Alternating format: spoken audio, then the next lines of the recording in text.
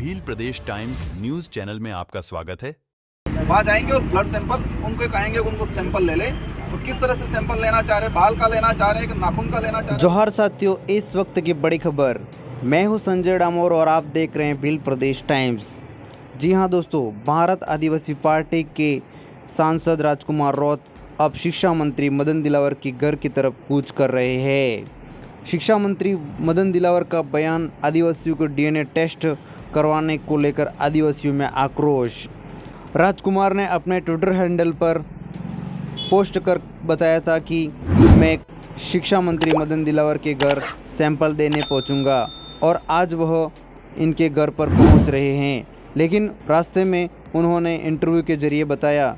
देखिए क्या कहा। कोई लाभ लश्कर नहीं है, मैं तो एक सिंपल आदमी हूँ। जिस तरह से मदन दिलावर जी ने पूरे आदिवासी समुदाय को लेके बयान दिया था, मैं आदिवासी समुदाय से आता हूँ, मैं एमपी हूँ, मेरी जिम्मेदारी बनती है कि पूरे समुदाय की तरफ से प्रतिनिधित्व करूँ। एक जिम्मेदार पद पे रहते हुए अगर मंत्री इस तरह से किसी मैं ये नहीं कह रहा हूँ, आदिवासी किसी भी समुदाय के लिए इस तरह से बयानबाजी नहीं करनी चाहिए।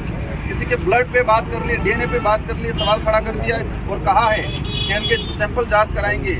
क्या किस तरह से बद्दा बयान दिया गया। अभी तक पार्टी हाईकमान भी चुप है। इस तरह के मंत्री को तत्काल हटाना चाहिए। आदिवासी समुदाय कमजोर है, इसका मतलब ये थोड़ी है जो मर्जी है वो बोलते हैं। क्या लगता है कि महेंद्र सिंह मालविया की आपने गद्दी किसका इसलिए बोखलाई हुई? हो सकता है वो बोखला गए हो, लेकिन बोखलाहट की वजह से ये थोड़ी है पूरे आदिवासी समुदाय पे लांछन लगाओगे। जिस तरह से स्टेटमेंट दिया है कि आदिवासियों के बाप को ने वो डीएनए टेस्ट कराएंगे। एक जिम्मेदार पद पे बैठा हुआ शिक्षा मंत्री क्या शिक्षा डिपार्टमेंट का कल्याण करेंगे? पूरे समुदाय पे लांछन, ये किसी भी समुदाय को इस तरह से बयानबाजी नहीं करनी चाहिए। और आदिवासी समुदाय कमजोर है, इसका मतलब जो मर्जी है बोल देंगे। अब आपका क्या स्टैंड है? मेरा एक ही स्टैंड है, सिंपल सा। हम कोई बखड़ा नहीं करना चाह रहे। सिंपल से मदन दिलावर जी ने कहा है कि हम डीएनए टेस्ट कराएंगे।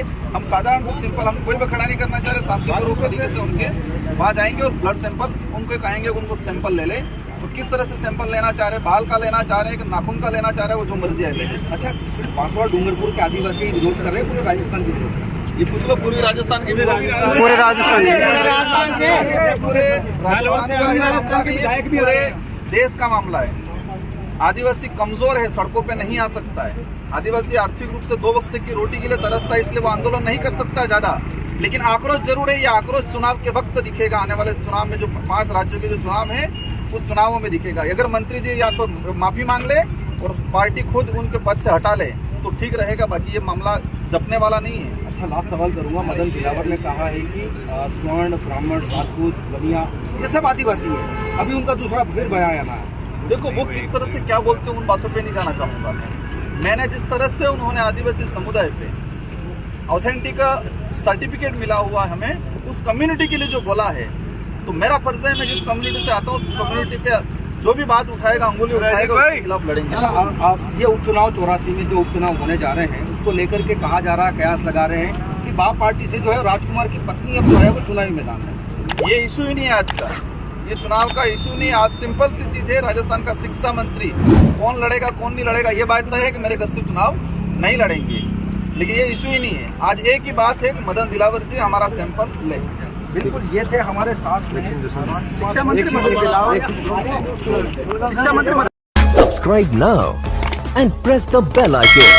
Never miss an update.